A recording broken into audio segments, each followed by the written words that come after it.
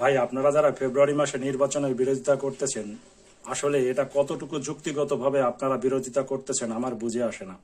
একটা গণতান্ত্রিক দেশে গণতান্ত্রিক সরকার থাকবে, এটাই তো স্বাভাবিক, আর এটাই হলে দেশের জন্য ভালো হয়।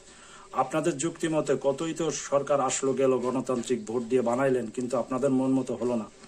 কিন্তু আপনারা 5 বছর ডক্টর ইউনূস সরকারকে ভোট ছাড়া এবং অগণতান্ত্রিকভাবে আপনারা ক্ষমতায় রাখতে চান। ভাই, এটা আসলে হাস্যকর, এটা আসলে হবে না। কারণ আপনারা কি জানেন, যারা গার্মেন্টসে চাকরি করে, বিগত 1 বছরে ডক্টর ইউনূসের আমলে কত গার্মেন্টস বন্ধ হয়ে গেছে।